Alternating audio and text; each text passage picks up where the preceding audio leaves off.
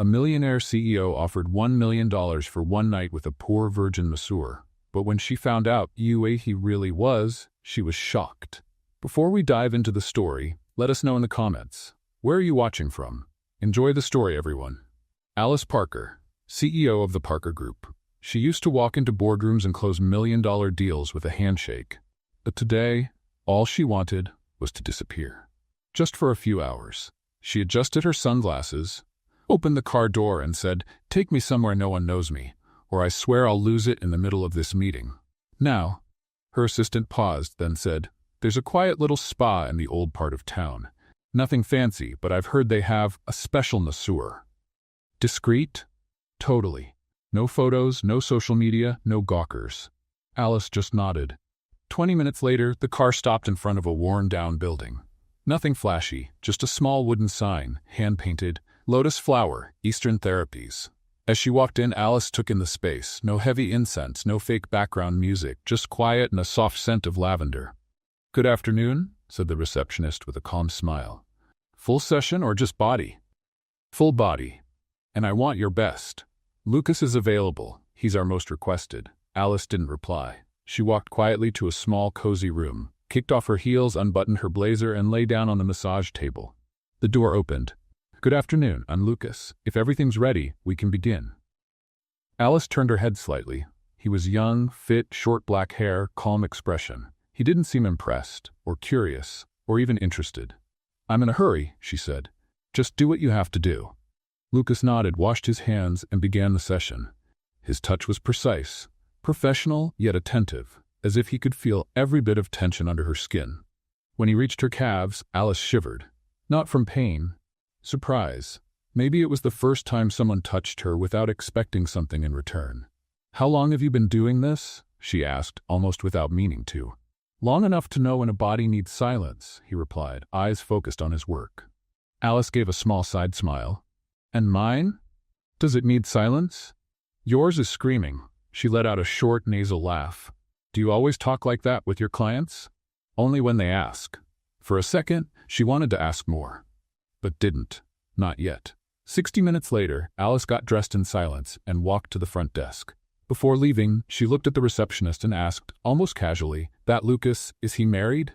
The receptionist chuckled, surprised.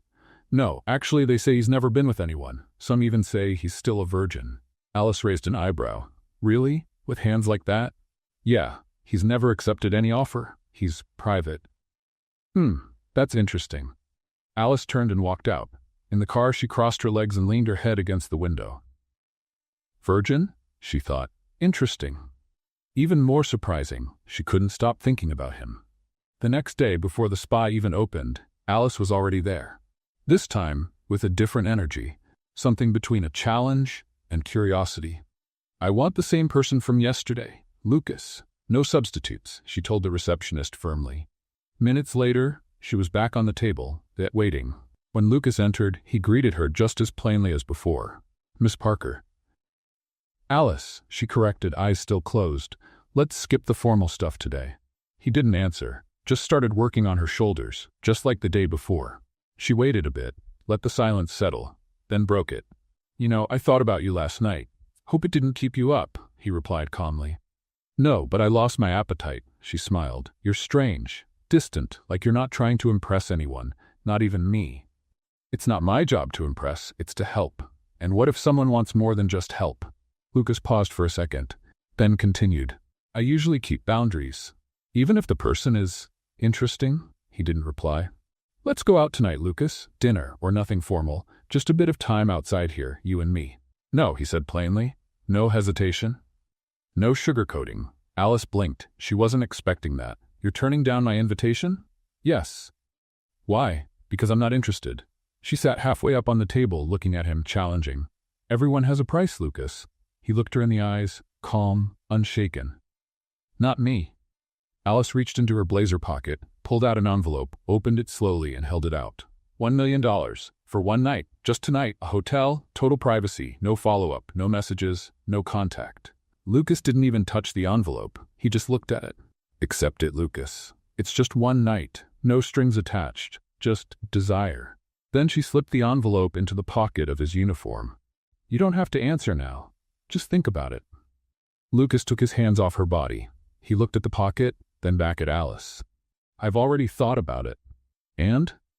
He gently took the envelope out of his pocket, placed it on the table beside him, and said, It's still no. Alice narrowed her eyes. There was something there. A quiet strength she couldn't quite name. You're turning down $1 million? I'm turning down the idea of selling myself. You're brave. No, I just don't want to wake up tomorrow feeling like I did something for money. She lay back down, staring at the ceiling. For the first time in years, she didn't know what to say. And that was interesting. Lucas went back to the massage. Neither of them said another word. But in that silence, something had shifted. That night, Alice didn't sleep. She tossed and turned, thinking about that firm, clear no. No one, absolutely no one, had turned down something she offered in the last 10 years. Especially not $1 million. By 7 in the morning, she was already in the car. Lotus Blossom Spa again, ma'am? The driver asked, surprised. Yes, and step on it. She arrived before the spa even opened, waited outside, drumming her fingers on the steering wheel. When the receptionist arrived, Alice was already at the door. I need to speak to Lucas. It's urgent. He doesn't get here until 9, Mrs. Parker. Then I'll wait. And she did. For 2 hours. When Lucas finally walked in, Alice jumped up from the reception chair like a spring. You, she said, pointing at him. I need an explanation. Lucas stopped, looked at her for a moment, and replied, Good morning to you too. I'm not joking, Lucas. Neither am I. He walked up to the front desk. Marisa, has my first client arrived? Actually, the receptionist glanced at Alice. She's your first client. Alice crossed her arms. I want the same room as yesterday, now. She's not scheduled, ma'am, the receptionist mumbled. I don't care. Alice pulled out a $500 bill and placed it on the counter. I need to talk to him. Alone. Lucas sighed. All right, 20 minutes. In the room, Alice didn't lie down on the table. She stood facing him. Why did you turn me down last night? I already told you. No, you said you didn't want to sell yourself. But we all sell ourselves, Lucas. You work here, I pay. How is that any different?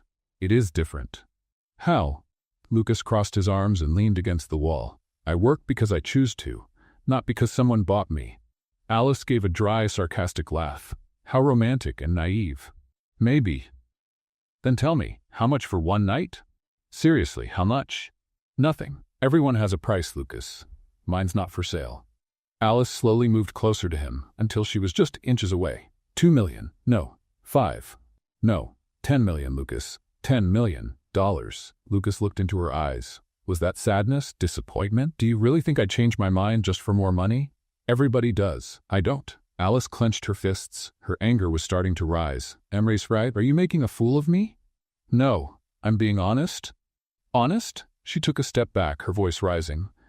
You work in a dump, earning peanuts per hour, and you're turning down 10 million? That's not honesty, Lucas. That's stupidity. Lucas didn't answer. He just looked at her. Alice lost her composure. You know what? You're right. I was offering you something you don't even deserve. Men like you, small, limited, no ambition, don't know a good opportunity when it slaps them in the face. She stormed toward the door but stopped and turned around.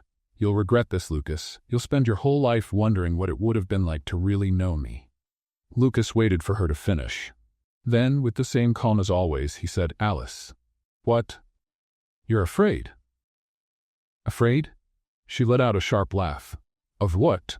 Of someone who's not impressed by your money. The words hit like a punch. Alice opened her mouth, but nothing came out. And do you know why that scares you? Lucas went on. Because without the money, you don't know who you are. Alice froze. For a second, it felt like he had seen right through her. Like he had read every insecurity hiding behind her expensive suits and powerful meetings. You, she began, but her voice gave out. You can be mad at me, Alice. You can curse me out, humiliate me, even try to get me fired. But it won't change the fact that someone told you no, and you don't know how to handle that. Alice felt her face burn. She spun on her heels and stormed out, slamming the door behind her. In the lobby, every employee and a few clients looked her way. She walked past them like a storm, shoved the glass door open, and yelled at the driver, Start the car, now! Inside the car, she was breathing heavily, furious, humiliated, but also curious. Who the heck does he think he is, she thought. At lunchtime, one of the spa employees posted a short video on Instagram stories, just a few seconds long. Alice storming out of the room, clearly upset. The caption read, "When the masseur turns down the rich lady's offer." Within 2 hours, the video had been shared 15 times. In 6, it was on TikTok. By the end of the day, Masseur who said no to the CEO was trending in the city. Alice only found out when her assistant called, sounding nervous. "Mrs. Parker, have you seen social media today?" "Why?" "There's a video of you at the spa." Alice hung up and opened Instagram. The video already had 50,000 views. The comments were brutal. "Looks like the rich lady got what she deserved. Did she really offer him money?" Plot twist. The guy has integrity. She's probably used to buying people. Alice threw her phone on the couch and covered her face with her hands. For the first time in her life, she had become a joke on the internet. All because of a masseur who had the guts to say no. She woke up the next morning to 15 missed calls. Still in her nightgown, she ran to her laptop. The spa video was everywhere. YouTube, TikTok, Twitter, even the city's news website. The headline that stunned the most: Millionaire CEO humiliated by poor masseur. The comments were just as harsh. Finally, someone put that arrogance in check. Bet she's never heard a no before. That guy must have strong values to say no to easy money. Did she really offer him $1 million? Alice slammed the laptop shut. She grabbed her phone and called her marketing team. "I want that video taken down. Now." "Mrs. Parker, we already tried, but since it was posted by a private individual, we can't claim copyright." "Then make something up." "It doesn't work like that. Actually, the more we try to remove it, the more attention it gets. It's best to let it die down naturally." Alice hung up, furious. There was nothing she hated more than not being in control. She called her assistant. "Julia, I want everything on Lucas Huang. Everything. Full name, address, family, work history, debts, relationships. I want to know what brand of toothpaste he uses." "I'm on it, Mrs. Parker." "And hire the best private investigator in the city. I don't care how much it costs." 2 hours later, Alice was in her office when Julia came in with a thin folder. "This is all we could find on Lucas Huang." Alice opened it quickly. Just 3 pages. "That's it?" "It's strange, Mrs. Parker. He barely exists online. No Facebook, Instagram, LinkedIn, nothing. The investigator only found the basics. He's been working at the spa for 2 years. Rents a small apartment downtown. Never married, no criminal record." Alice flipped through the pages, frustrated. "What about his family? No close relatives in the country. The last name Huang is Chinese, but he was born here. Education? Graduated high school from a public school. Then there's a 3-year gap. He shows up again working in massage clinics." Alice slammed the folder on the desk. "This doesn't make sense. No one lives without leaving a digital trace." The investigator said the same. "It's like he erased his own past, or someone erased it for him." That afternoon, Alice couldn't focus on any meetings. During a video call with investors in Hong Kong, one of them joked, "Alice, I saw you became internet famous." Laughter in the background. She turned off the camera without replying. By 5 o'clock, she couldn't take it anymore. She grabbed her keys and drove straight to the spa.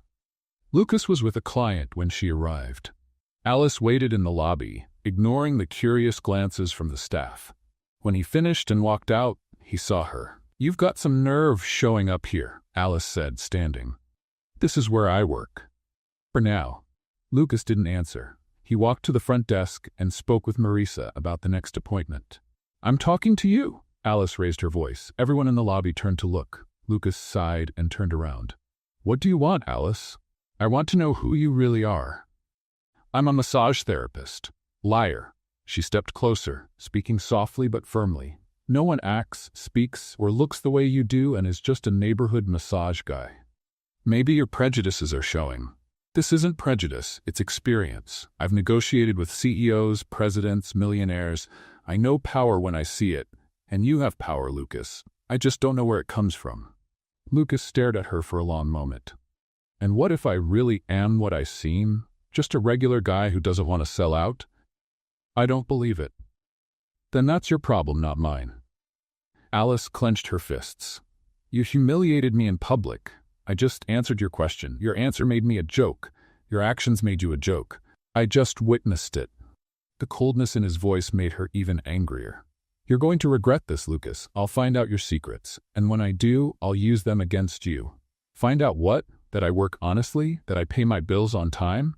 That I treat people with respect? No one is that perfect.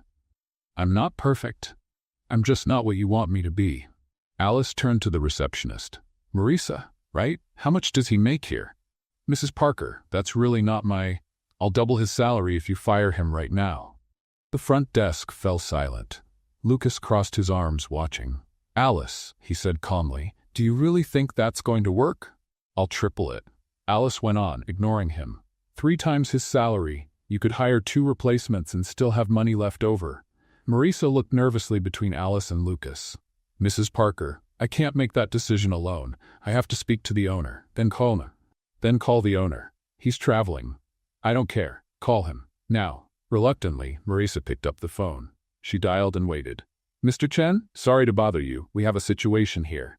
She explained briefly. There were a few pauses, clearly listening to instructions. Then she hung up. Well? Alice asked, confident. He said. Marisa glanced at Lucas. Awkwardly, he said if you want to fire Lucas, you'll have to buy the whole spa. Alice blinked. What do you mean? Mr. Chen said Lucas is the most requested professional. Half the clients come here just for him. Firing Lucas would be like shutting down the business. Alice's smile slowly faded. How much is the spa? Mrs. Parker. How much? Marisa swallowed hard. It's not for sale. Alice stood still for a moment, processing, then turned to Lucas. You planned this, didn't you? Made yourself indispensable on purpose. Or maybe I'm just good at what I do.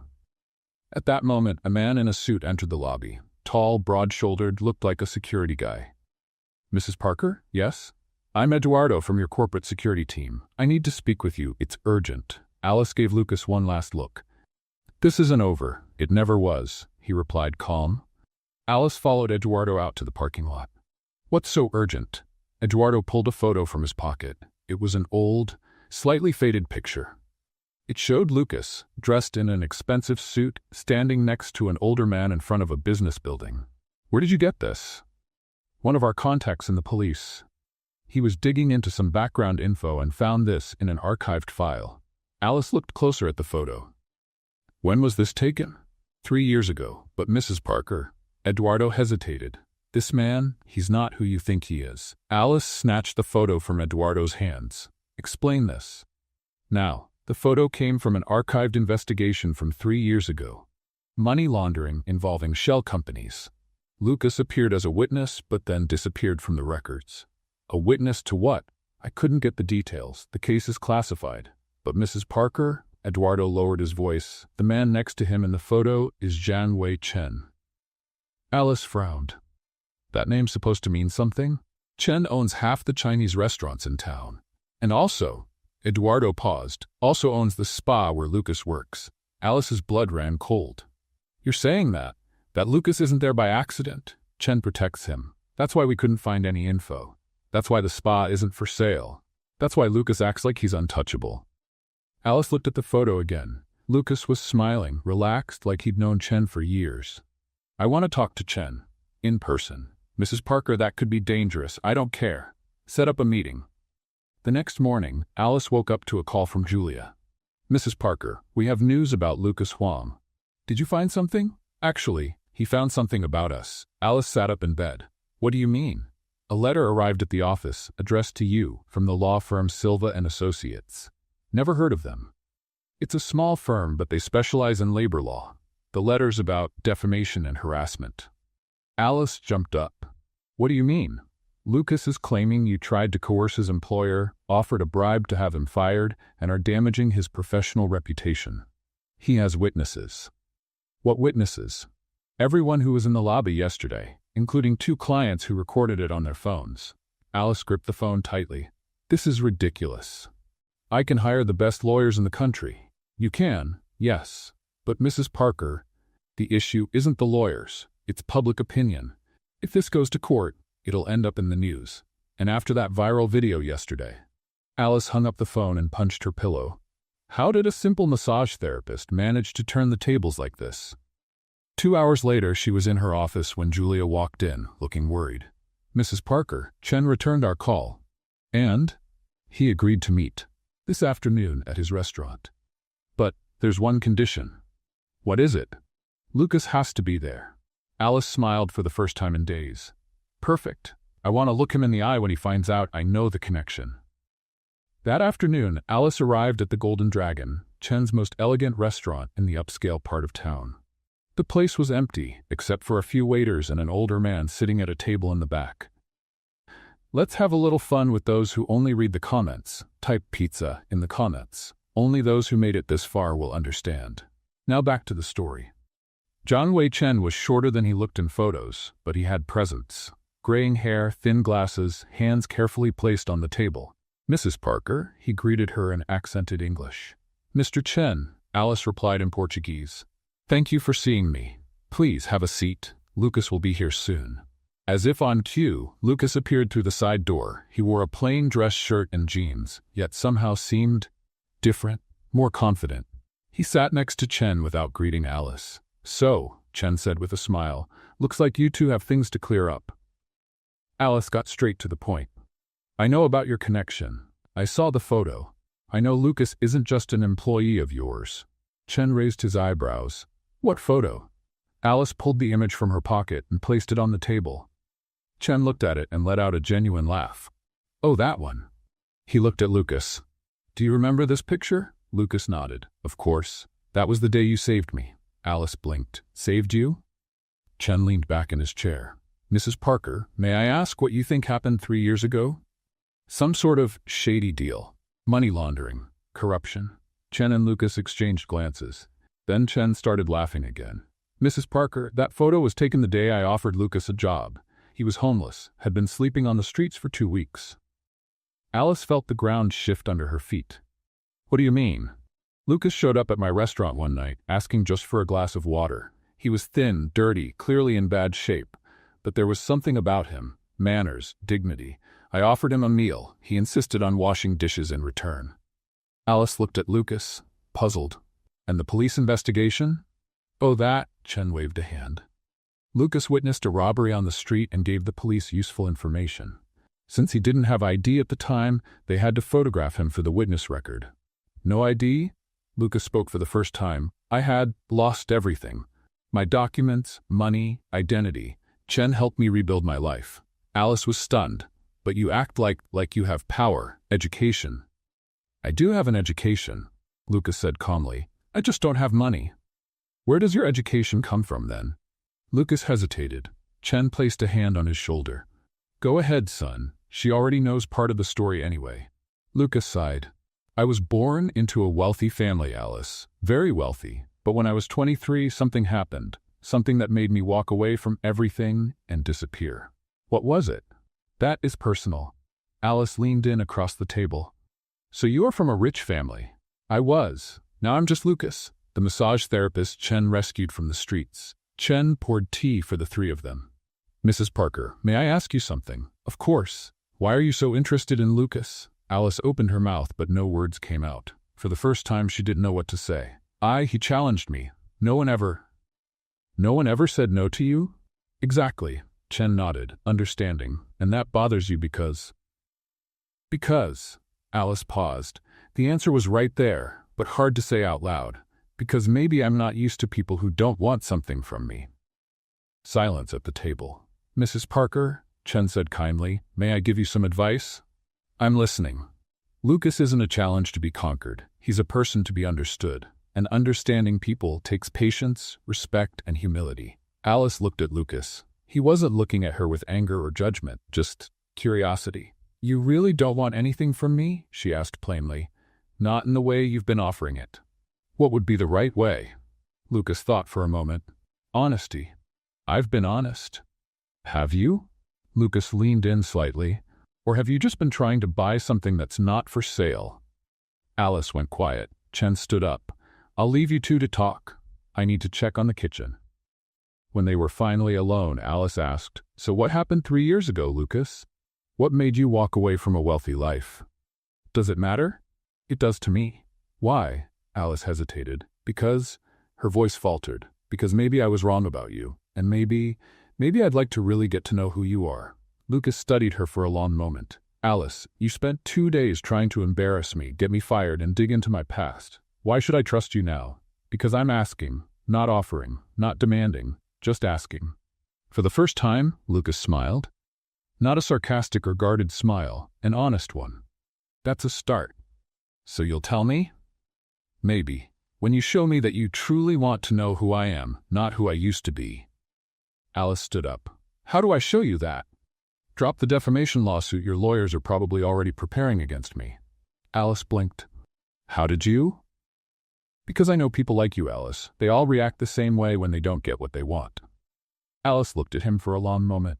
Then she picked up her phone and made a call. Julia, cancel any legal action against Lucas Wong, now, and drop the investigation too. She hung up and looked at Lucas. Done. Thank you. Now will you tell me? Lucas smiled again. Now you've earned the right to ask again, next time. Alice let out a sigh, but she was smiling too. You're impossible. I'm careful. Chen returned to the table with a tray of desserts. Did you two work things out? We're making progress, Alice said. Good. So may I invite you to dinner here on Sunday? Lucas always has dinner with us on Sundays. Alice looked at Lucas. Can I come? You can, but you'll have to eat with chopsticks. I know how to use chopsticks. We'll see, Lucas laughed, and for the first time in 3 days, Alice felt like she might be starting to understand who Lucas Wong really was, or at least, who he had chosen to become. Alice spent the rest of the week trying to focus on work, but the image of Lucas smiling genuinely stayed in her mind. Sunday came faster than she expected. She put on a casual outfit, jeans and a silk blouse, something she hadn't worn in years. No high heels, no power suits. She just wanted to feel normal.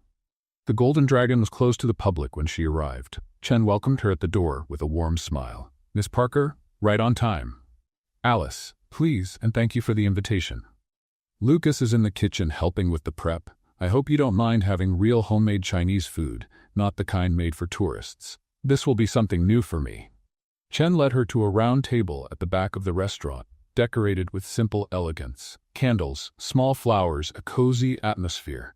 Chen, can I ask you something? Of course. Why did you help Lucas? I mean, beyond just being kind, was there something special about him? Chen poured tea into 2 small cups. Have you ever seen someone who's hungry turn down food because they couldn't pay for it? Alice shook her head. Lucas did that. He was clearly undernourished, but he insisted on working before accepting any help. That really impressed me. And after that? Then I found out he spoke fluent Mandarin, knew traditional Chinese medicine, could talk about Eastern art and philosophy. It was like he was born in China, not here. Alice raised an eyebrow. Did he study all that? Maybe. I never asked, but from the first day I knew he wasn't just some guy going through hard times. Just then, Lucas appeared carrying a tray with several small dishes. He was wearing a simple white shirt and dark pants, but there was something different about him. He looked more relaxed, more himself. Hope you're hungry, he said, placing the dishes on the table. Chen always makes too much. Alice looked at the food. Delicate dumplings, steamed fish, stir-fried vegetables with unfamiliar spices, a fragrant soup. It looks amazing. Did you both cook this? Chen taught me, I learned, Lucas replied, sitting down. It's our tradition. Sundays are for cooking together. Like a family. Exactly, Chen confirmed. Lucas is like a son to me. During dinner, Alice discovered a new side of Lucas. He told funny stories about his early days in the kitchen, did impressions of Chen when he was upset, laughed easily. He was light.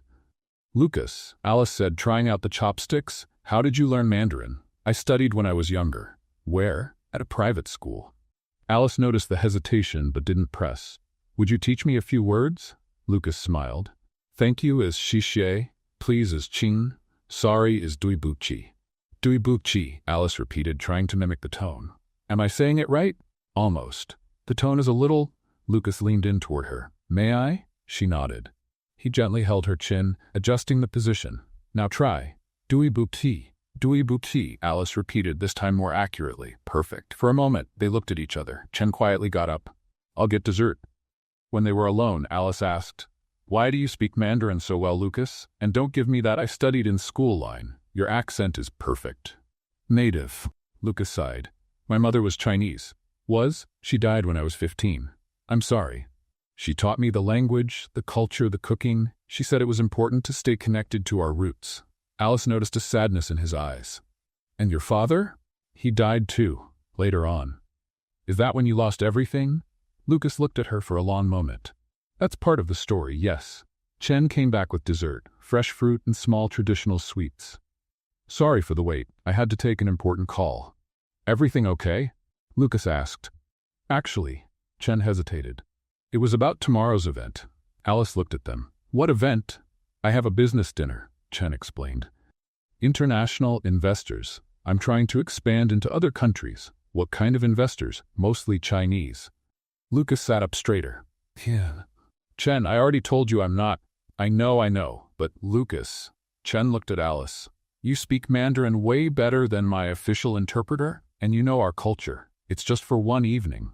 Interpreter? Alice turned to Lucas. You work as an interpreter?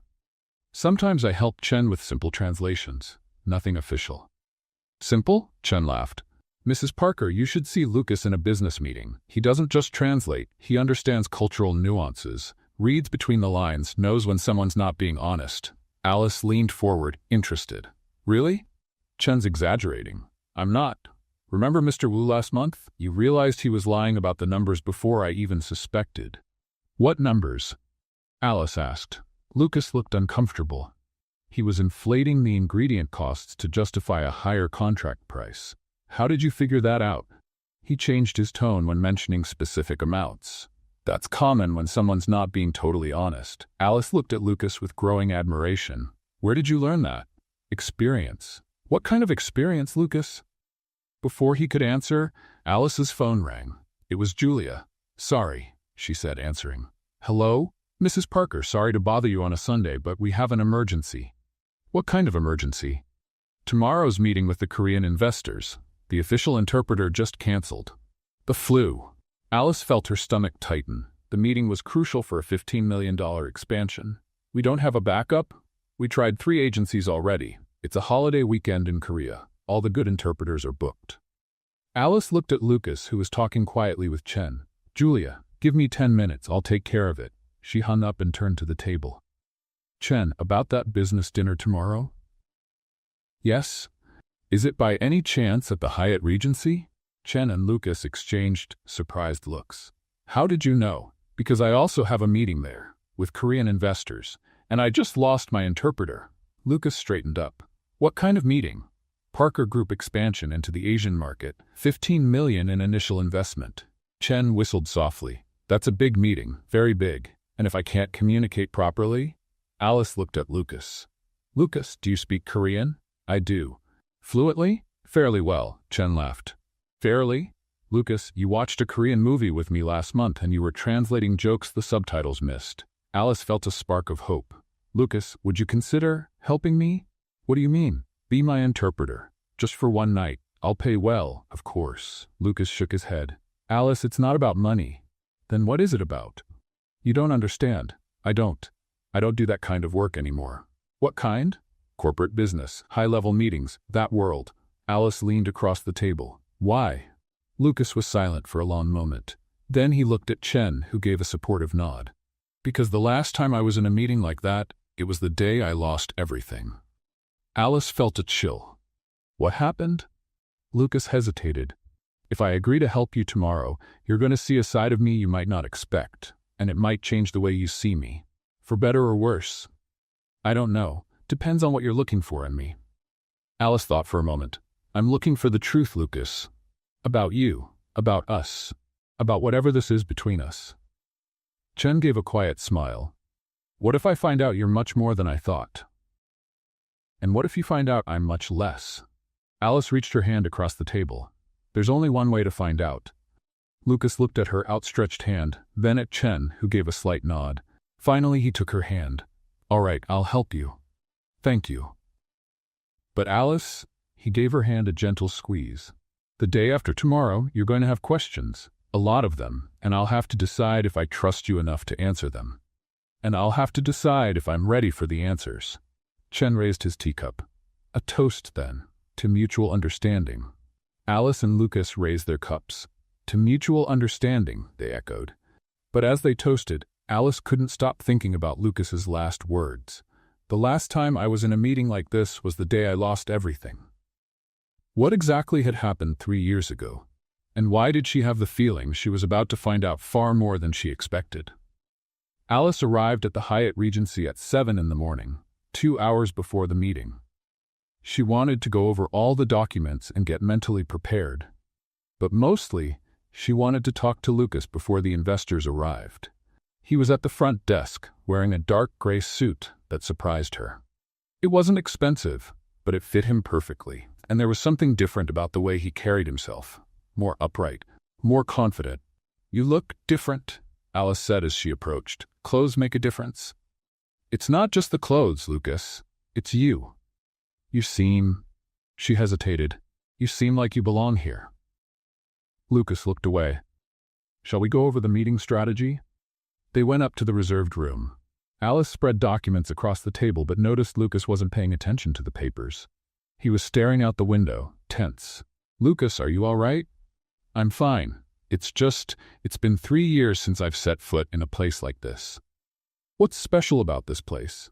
"It's not this place in particular. It's places like this. Luxury hotels, corporate meetings, people in expensive suits talking about millions." Alice sat on the edge of the table, studying him. "Was that part of your old life?" "It was my old life. Do you want to talk about it?" Lucas sighed and stepped away from the window. "Alice, if I tell you it'll change everything between us, you won't see me as Lucas the massage therapist anymore. You'll see me as someone else." "And is that a bad thing?" "Depends on what you're looking for in me." Alice stood and walked over to him. "I'm looking for the truth, whatever it is." Lucas looked into her eyes for a long moment. "My full name is Lucas Huang Zhang." "Zhang? Like Chen?" "Chen is my uncle, my mother's brother." Alice blinked. "Your uncle?" "He never mentioned." "Because I asked him not to. When I showed up at the restaurant 3 years ago, I didn't want anyone to know who I was, not even that we were family." "Why?" Lucas sat in one of the meeting room chairs. "Because I was running away, Alice. From my family, my name, my life." "What life?" "Zhan Corporation. Ever heard of it?" Alice felt the blood drain from her face. Zhan Corporation was one of the largest Asian conglomerates in the world. Construction, technology, imports. Estimated net worth in the billions. You're from the Zhang family?" "I was. My grandfather founded the company. My father expanded it into Latin America." He hesitated. "I was the heir." Alice sank into a chair. "Heir to billions of dollars?" "That's right. And you gave it all up to be a massage therapist?" "I gave it up because it didn't fit who I am." The silence in the room was deafening. "What do you mean?" Lucas stood and walked back to the window. 3 years ago, I was being prepared to take over as president of Zhan Corporation. I was 25, had an MBA from Harvard, and experience in 3 countries. I was the perfect son, the ideal heir. What happened? I found out the company was involved in questionable activities. Overpriced contracts, bribes to politicians, labor exploitation. Things I didn't know about, but I should have. Alice leaned forward in her chair. "And you confronted your family?" "I tried. I said I wanted to change the company, make it more ethical. My father—" Lucas paused and took a deep breath. "My father said I was naive, that these were normal business practices. And then I made a mistake, a terrible one." Lucas turned to Alice and she saw real pain in his eyes. "I had a younger brother, Daniel, 2 years younger but much more ambitious. While I was questioning the family's methods, he was embracing them. Where is he now? Dead." Alice put a hand to her mouth. "Lucas?" Daniel was handling a construction contract in Bangkok. A $50 million project. He knew it was overpriced, knew he was deceiving the Thai government, but he didn't care. Lucas sat back down, but this time he looked smaller, more fragile. "I tried to stop him," he said. "I told him I would expose the scheme if he didn't cancel the contract. We fought. He called me a coward, said I didn't deserve to be the family heir." "What did you do?" "I went to Bangkok in person. I wanted to talk to him, convince him to do the right thing. But when I got there—" Lucas paused, swallowing hard. "When I got there, Daniel was in the hospital. He'd been in a car accident on his way to a meeting. The doctor said it was on purpose." "On purpose?" "Suicide, Alice. My brother took his own life because he couldn't handle the pressure from the family, and from me, questioning everything he did. Alice felt tears come to her eyes. "Lucas, that wasn't your fault." "Yes, it was. If I hadn't threatened to expose the business, if we hadn't argued, if I hadn't—" Lucas stopped, breathing heavily. "The last thing I said to my brother was that he was a disgrace to the family. You didn't know he was in so much pain. I should have known. He was my younger brother. It was my job to protect him, not judge him." Alice stood and walked over to him. "And then?" "Then, I couldn't live in that world anymore. I couldn't look at my father without seeing Daniel. I couldn't sign contracts without thinking about the consequences. I couldn't be the heir to a fortune built on lies. So you ran away." "I did. I only took some personal documents and disappeared. No money, no credit cards, no contact with anyone. I wanted the Zhang family to think I was dead." "And did they?" Lucas gave a bitter smile. "My father officially disowned me 6 months later, told the press I was mentally unstable and no longer part of the family." "And you? You never tried to go back?" "Never. Daniel died because of me. The company kept doing what it always did. And me. I didn't know who I was without the family's money." Alice gently touched his arm. "Is that why you became a massage therapist?" "Chen suggested it. He said I needed to learn how to use my hands to heal, not to harm. And Eastern therapy taught me that sometimes touching someone gently can do more than $1 million deal." They sat in silence for a few minutes. Then Alice asked, "Do your parents know where you are?" "No. And they can't know, Alice. If they find out I'm alive, that I'm here, they'll try to bring me back, and I can't go back to that life, even if it means never seeing your family again. Chen is my family now. And maybe—" He looked at her. "Maybe a few people who see me as Lucas, not as Zhang." Just then, Alice's phone rang. It was Julia. "Miss Parker, the Korean investors arrived early. They're waiting in the meeting room." Alice looked at Lucas. "Are you ready for this?" "I don't know. It's been 3 years since I dealt with people like that. You want to back out? I can try to find another interpreter." "No." Lucas stood up, adjusting his suit. "I promised I'd help you. And maybe it's time I use my past experience for something good." "Lucas?" "Yes?" "Thank you for trusting me. Thank you for not running away when you found out who I really am." Alice smiled. The day's still young. They both laughed, and for a moment the tension eased. "Shall we?" Alice asked. "Let's go.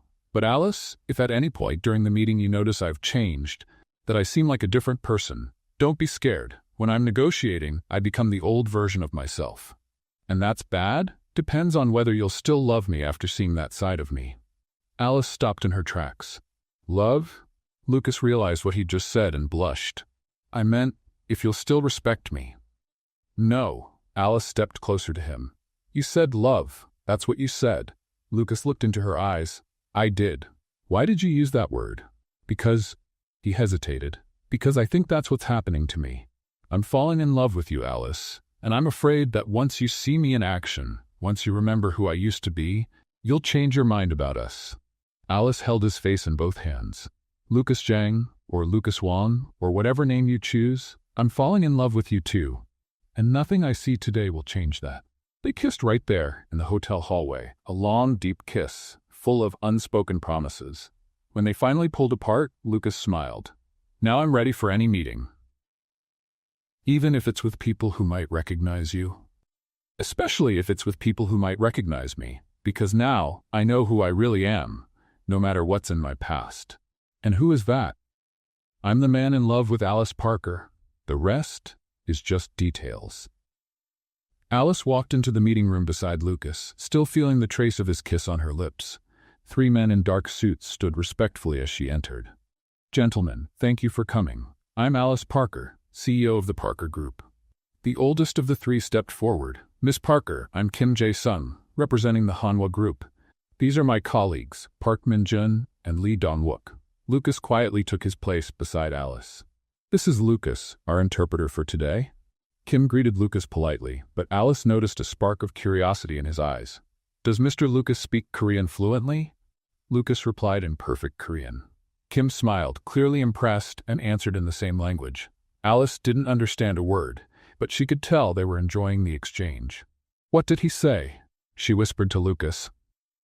He complimented my Korean and asked where I learned it. I told him I studied in Seoul a few years ago. The meeting formally began. Alice presented the Parker Group's numbers, expansion plans, and profit projections. But what truly impressed her was Lucas. He didn't just translate, he interpreted. When Alice said something that might come off too strong for Korean culture, Lucas softened it.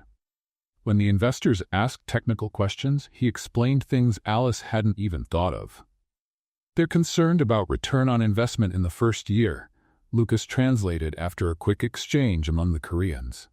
But they also want to know about the company's social responsibility.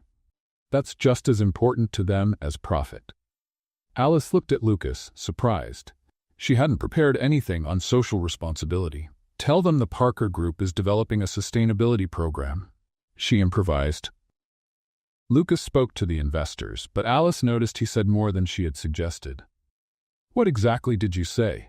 I said you're committed to building a solid social responsibility program, and that you'd welcome their ideas on how to do it in a culturally appropriate way for the Asian market.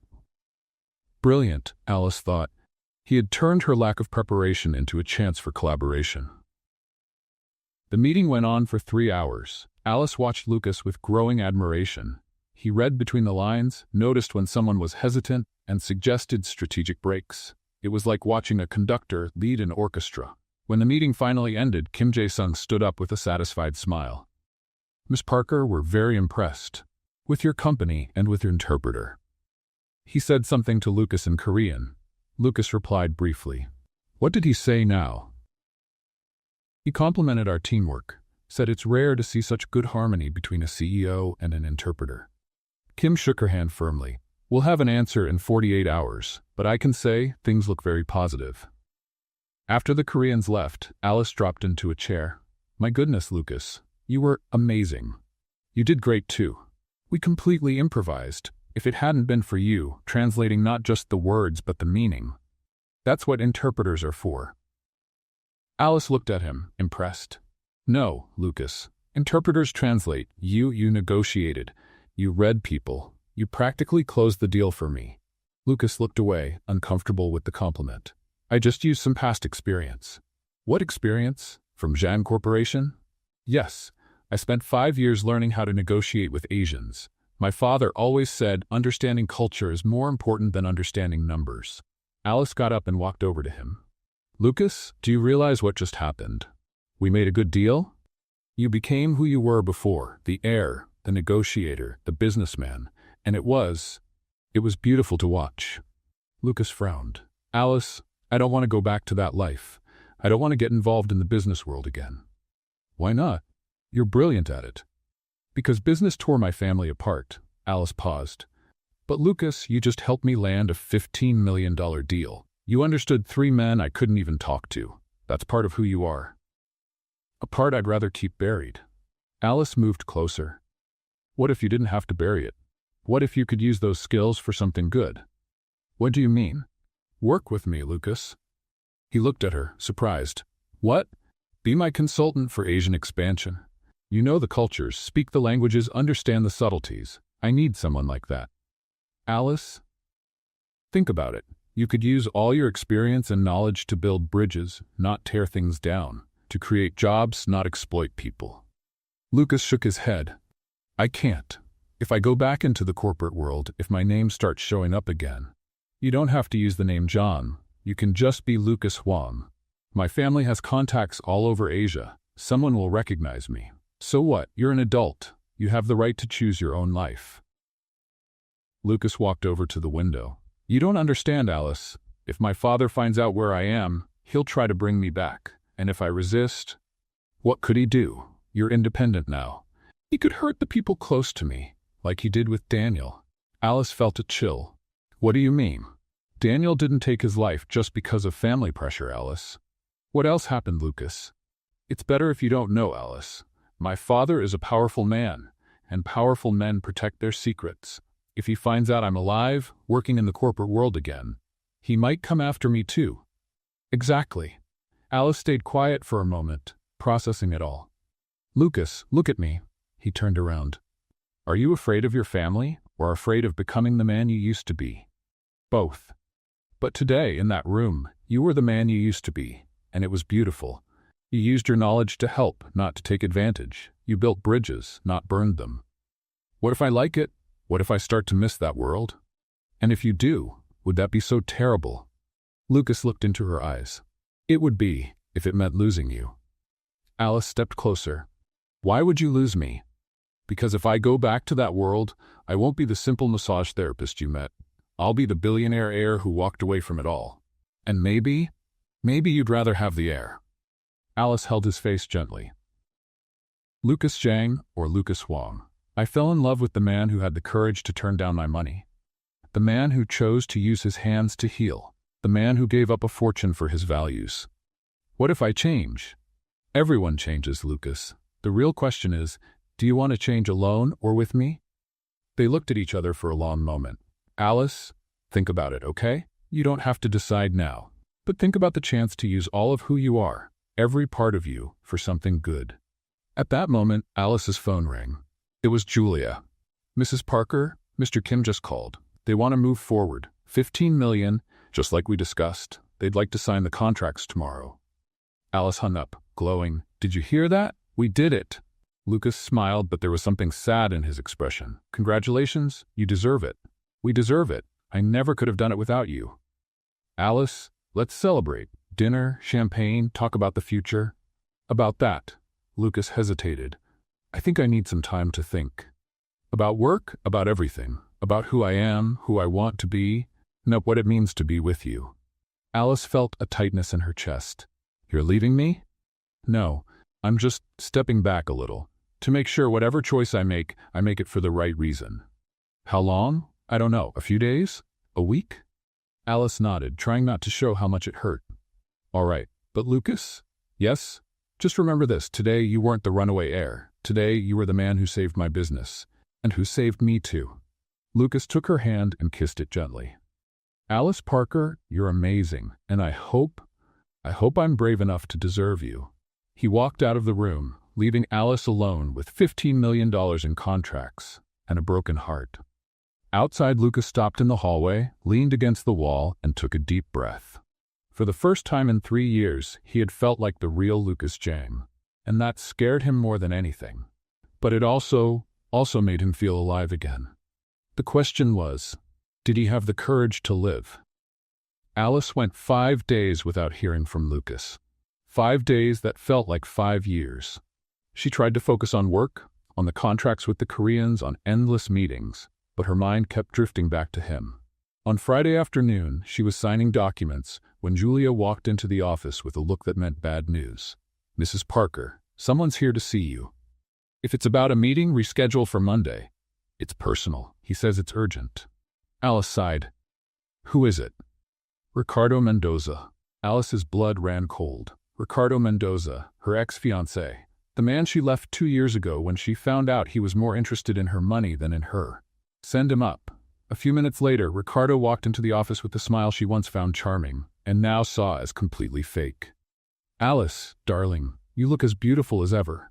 What do you want, Ricardo? Straight to the point. I always admired that about you. I don't have time for games. Ricardo sat down in the chair across from her desk, crossing his legs like he owned the place. I heard you've been spending time with some interesting company. Alice narrowed her eyes. What are you talking about? Lucas Huang, the massage therapist. How do you? Sweetheart, you've gone viral on the internet. CEO embarrassed by poor massage therapist. Kind of hard to miss. Alice clenched her fists. If you're here to humiliate me, I'm here to protect you. Protect me from what? Ricardo pulled out his phone and showed Alice a photo. It was Lucas, but in an old picture, wearing an expensive suit at a fancy party. Do you recognize him? Alice looked closer. It was definitely Lucas, but younger, smiling openly, standing with people she didn't recognize. Where did you get this? I have connections, sweetheart, and they told me some very interesting things about your massage therapist boyfriend. What things? Ricardo put away the phone and leaned forward in his chair. Lucas Huang Zhang, son of Zhang Weiming, owner of Zhang Corporation, heir to a $4 billion fortune. Alice pretended to be surprised. That's ridiculous.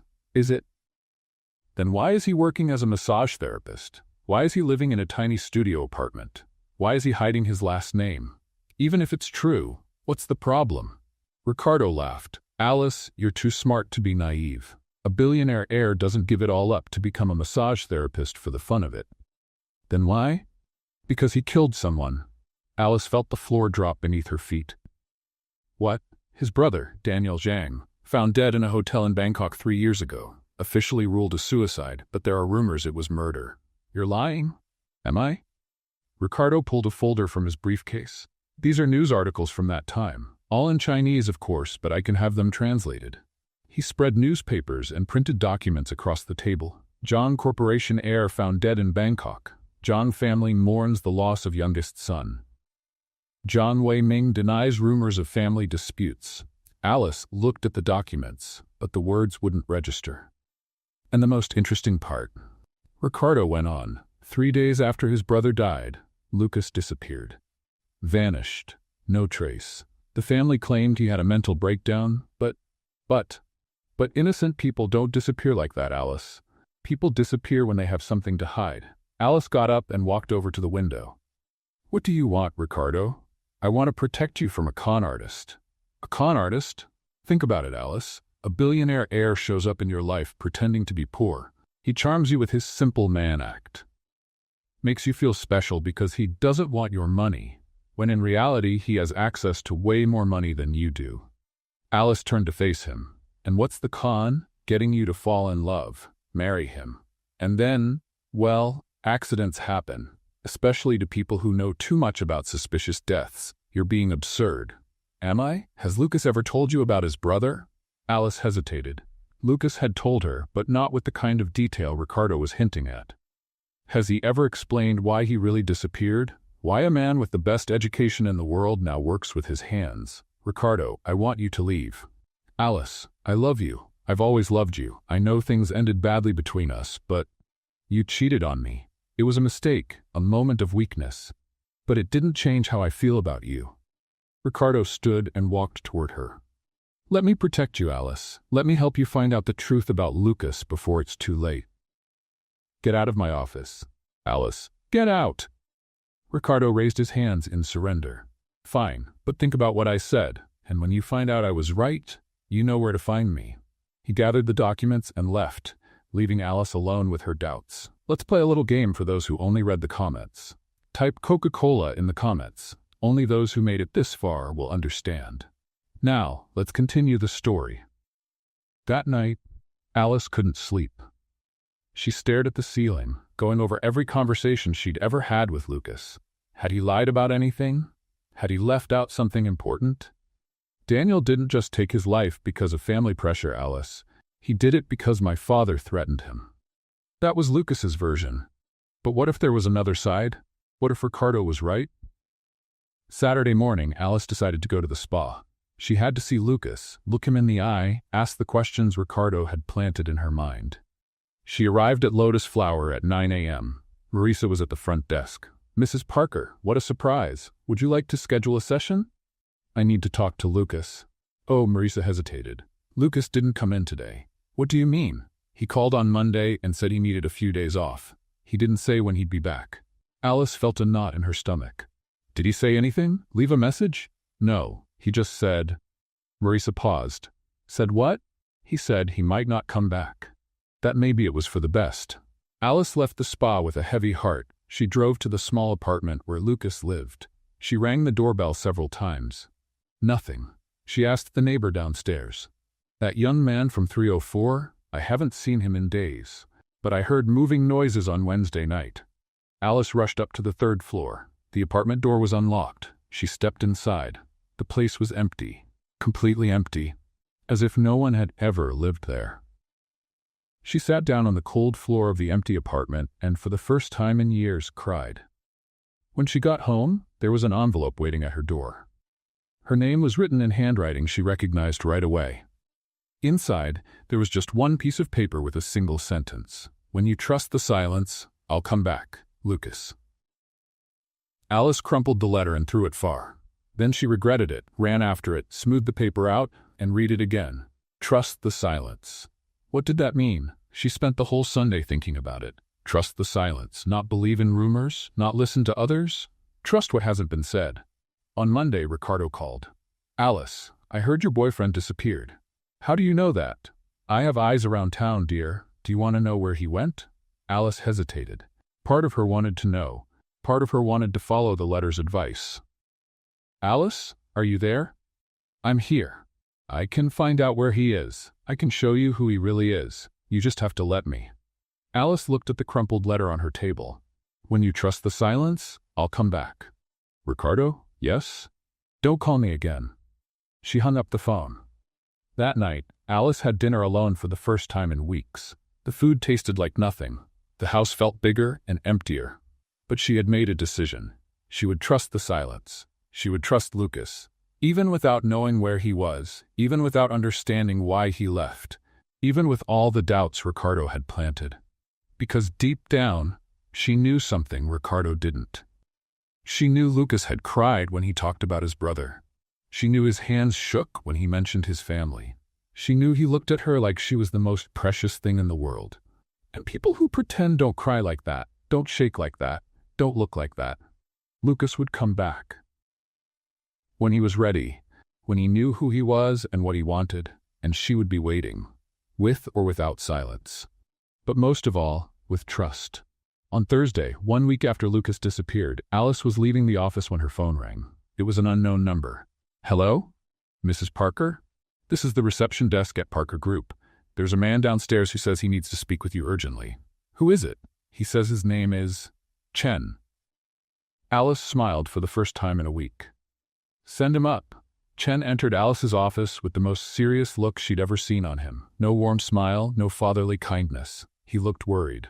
Mr. Chen, what a surprise. Please, have a seat. Mrs. Parker, thank you for seeing me. Of course. Would you like some coffee? Water? No, thank you. I came here for a very specific reason. Alice sat behind her desk, trying to read his expression. Is it about Lucas? Yes, he told me you talked about his past, about the Zhang family.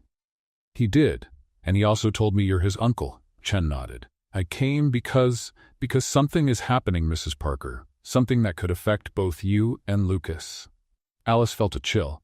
What kind of thing? Yesterday I got a call from my brother-in-law, Zhang Wei-ming. Lucas's father? Yes. He knows Lucas is alive, and he knows where he is. Alice leaned forward in her chair. How did he find out? Someone went to him. Someone with pictures, information, details about Lucas's life here. Ricardo? Alice whispered. You know this person? He's my ex-fiancé. He came here last week with information about Lucas. Said he wanted to protect me. Chen shook his head, clearly worried. Mrs. Parker, you don't understand. Zhang Wei-ming isn't just a wealthy businessman. He is, how can I say this, a man who solves problems in final ways. Are you saying he's dangerous? I'm saying when he wants something, he gets it, no matter the cost. Alice got up and walked to the window. And what does he want? Lucas back. To take over the company. His oldest son died, remember? Lucas is the only heir now.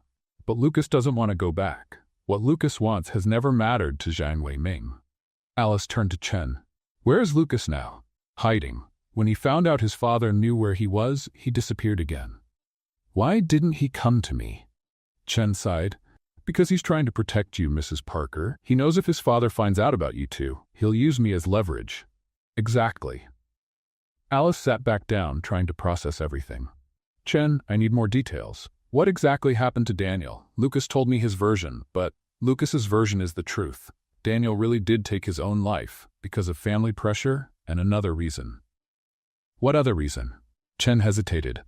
Because his father wanted him to marry a woman for convenience, and he wanted him involved in a legal business. Alice felt her blood run cold. How could he do that to his own son? Daniel had become a problem. He was asking questions, challenging the way things were done, threatening to expose certain company practices. Zhang Wei-ming decided it would be easier to get rid of the difficult son by forcing him to marry and take part in his shady business deals. My God! Daniel was furious, and with all the pressure, he felt trapped.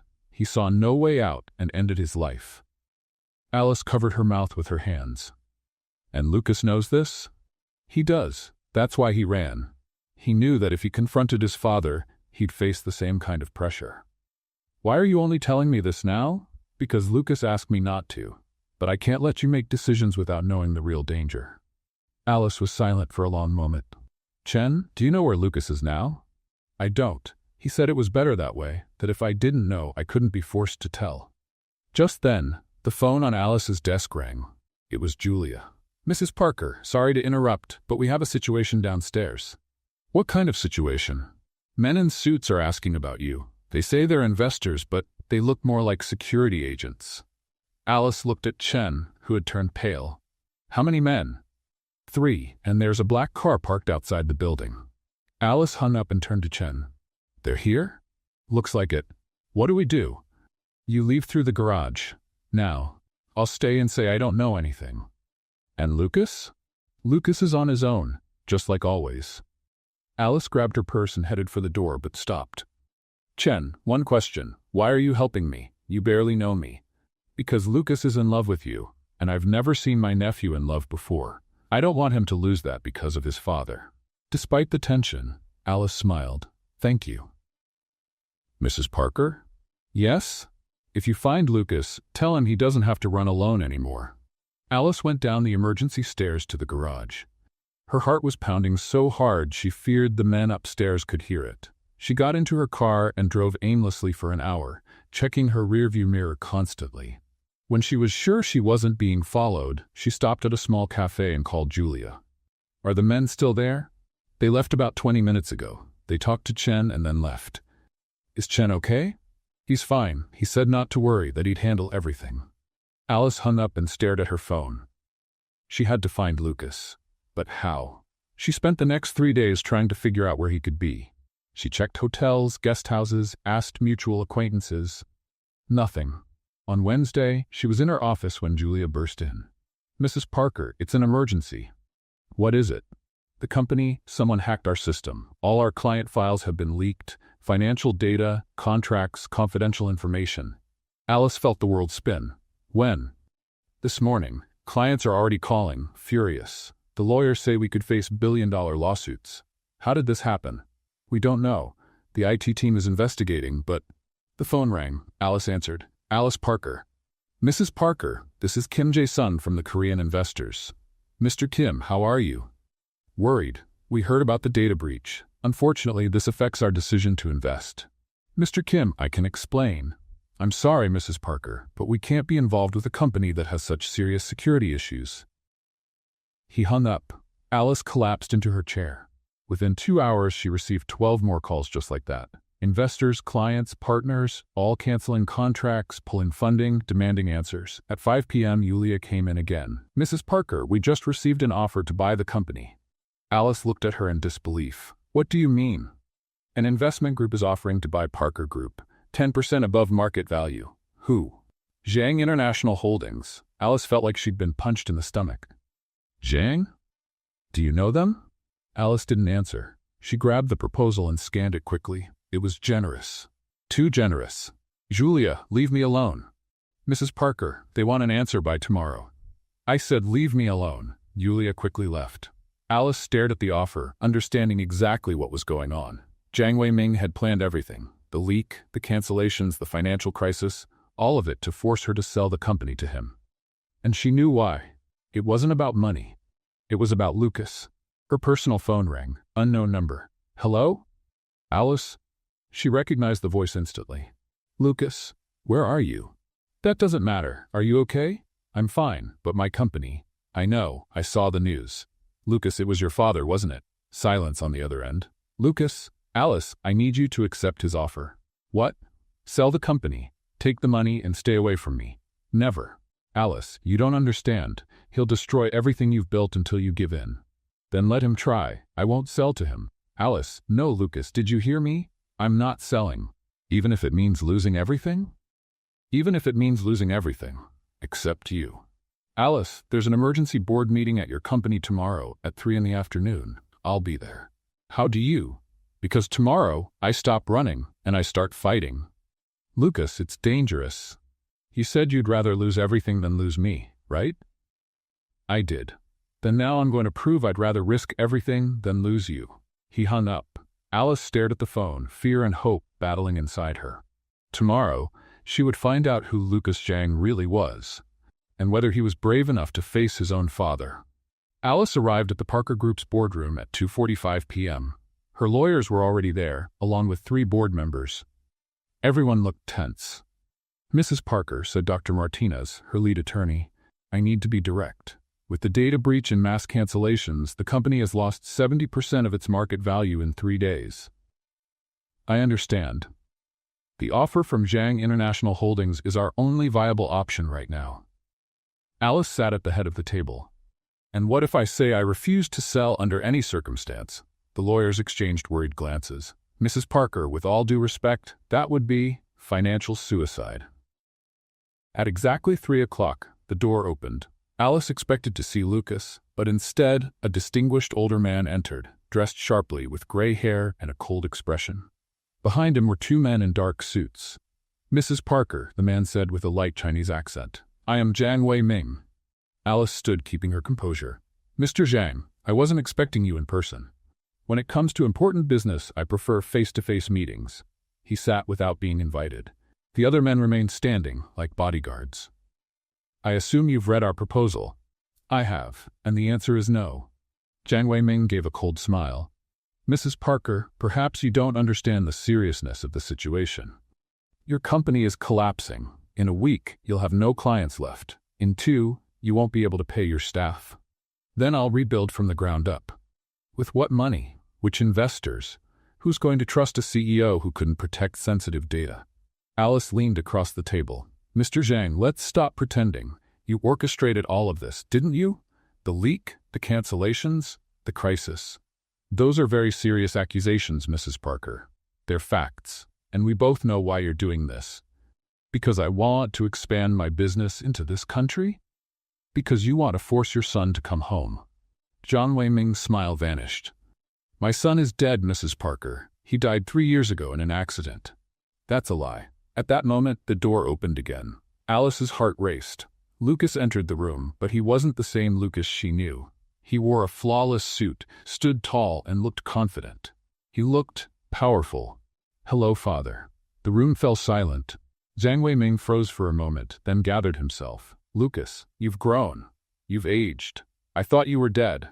I was, for 3 years, but now, I'm back." Lucas walked to the table and sat beside Alice. "Gentlemen," he said in fluent English to the lawyers and board members, then translated, "I'm Lucas Zhang, heir to the Zhang Corporation, and I'm here to make a counteroffer." Jiang Wei-ming narrowed his eyes. "What counteroffer?" Lucas pulled a folder from his briefcase. "I'll buy Parker Group myself, for 20% above the original market value, before the crisis you caused." "With what money?" "You're a poor massage therapist," Lucas smiled. "I'm heir to 40% of the Zhang Corporation shares that were never officially transferred because you never officially declared me dead." Jiang Wei-ming turned pale. "Those shares were frozen. By you, illegally. I filed a lawsuit yesterday to unfreeze them." Lucas opened the folder and spread documents across the table.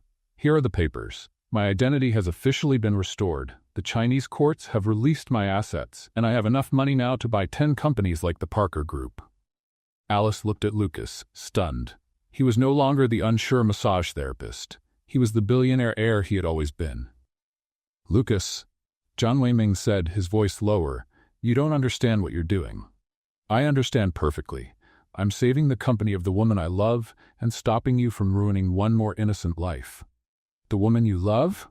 Jiang Wei-ming looked at Alice with disdain. "She only wants your money, Lucas, like all the others." "Actually," Alice said, standing up, "I fell in love with him when I thought he had nothing. When I thought he was just a poor massage therapist." "How convenient." "Mr. Zhang," Alice interrupted, "I offered your son $1 million the first time we met. He turned it down. Then I offered 10 million, and he still said no. Do you know why?" Jiang Wei-ming didn't answer because he's the most honest man I've ever known. He chose to use his hands to heal people instead of using money to control them. He chose humility over power. He chose love over revenge. Lucas took Alice's hand. "And now," Lucas said, "I'm choosing to fight instead of run." Jiang Wei-ming stood up abruptly. "Lucas, if you do this, if you buy that company, you'll be declaring war on me." "No, Father, I'm declaring independence. You have no idea what I'm capable of. I know exactly. I saw what you did to Daniel. Daniel was weak, just like you. Daniel was sensitive, like me. The difference is, I found someone who gives me the strength to be who I really am." Alice squeezed Lucas's hand. "Mr. Zhang," she said, "I accept your son's offer. I'm selling my company to Lucas Zhang." "For 51%, Lucas added. "Alice will remain the majority partner." Jiang Weiming looked back and forth between the two, furious. "You have no idea who you're messing with." "Oh, we know," Lucas said, rising to his feet. "We're standing up to a man who puts business above even his own children. A man who crushes honest companies just to get what he wants. A man who mistakes fear for respect." "Lucas." "But father," Lucas continued, his voice steady but without anger, "we're also standing up to a man who once taught me that family is sacred. Who took me fishing when I was 5. Who cried when my mother died." Jiang Weiming's eyes suddenly filled with unexpected tears. "That man is still somewhere inside you, and when he's ready to talk to his son again, no threats, no manipulation, no power, I'll be here." Lucas headed toward the door, then paused. "Oh, and father? Give back the money you stole from Alice's clients through that data breach, or I'll take it straight to the federal police." Jiang Weiming stood frozen in the middle of the room, suddenly looking very old and very tired. "How did you know about the money?" "Because I know you, and because Chen told me about your methods." "Chen?" Jiang Weiming muttered. "My brother-in-law was always loyal to you. He's loyal to family, real family, not the kind built on fear." Jiang Weiming turned to Alice. "Are you sure about what you're doing, Miss Parker?" "Absolutely. I'm marrying a man worth more than all your money combined." "Marrying?" Lucas looked at Alice, surprised. Alice blushed. "Well, assuming you're going to ask me." Lucas dropped the briefcase, got down on one knee right there in the meeting room, and pulled a small box from his pocket. "Alice Parker, will you marry me? Knowing I'll use my fortune to build, not destroy? Knowing I'll still want to work as a massage therapist now and then because it reminds me of the man I chose to be? Knowing we'll have to deal with a complicated family?" Alice laughed through her tears. "Yes, yes, 1,000 times yes." Lucas slipped the ring on her finger and kissed her right there, in front of the lawyers, the advisors, and his own father. When they finally pulled apart, Jiang Weiming had sat back down, staring at the papers on the table. "The ring?" he said quietly. "It was your mother's." "I know," Lucas replied. "Chen gave it to me. He said she'd want it to go to the woman who reminded me what truly matters." Jiang Weiming nodded slightly, still looking at the table. "She'd be proud of you, Lucas. I know, and maybe someday you will be too." 2 months later, Alice and Lucas were married on a quiet, secluded beach. Chen was the best man. There were no crowds, no show, just the sound of waves, a sunset, and 2 people who found each other when they least expected it. Alice wore a simple dress and was barefoot in the sand. Lucas wore a light suit, and he was barefoot too. During the ceremony, when the pastor asked if they had anything to say to each other, Lucas held Alice's hands and said, "Alice Parker, you taught me that the greatest luxury in life isn't money. It's having someone who loves you just the way you are. I promise to use my hands to touch you with kindness every day of our lives, and I promise to use my money to make the world a little better, just like you taught me." Alice, crying with happiness, replied, "Lucas John, you taught me that true power doesn't come from money. It comes from the courage to say no to what's wrong and yes to what's real. I promise never to try to buy love again, because I already have the only love that truly matters." They kissed as the sun fully set, with Chen clapping and a few friends tossing rose petals. The next day, Alice and Lucas announced the creation of the Parker Zhang Foundation, dedicated to helping homeless youth and promoting ethical practices in business. And every night, before going to sleep, Lucas would massage Alice's feet. Not for money. Not out of duty. Out of love. And Alice finally understood that some things truly have no price. Jiang Weiming never tried to contact them again. But 6 months after the wedding, a gift arrived. A cherry tree, planted in the garden of their new home, with a card that simply read, "For shade and blossoms. A father who is learning." Lucas planted the tree himself, and sometimes when no one was watching, Alice would catch him talking to it, as if he were talking to his father. Some kinds of love, after all, deserve a second chance too. What did you think of Alice and Lucas's story? Share your thoughts in the comments. Rate this story from 0 to 10. What's your score? Subscribe to our channel and turn on the notification bell to follow all our stories. And don't forget to watch more touching stories right here on the final screen.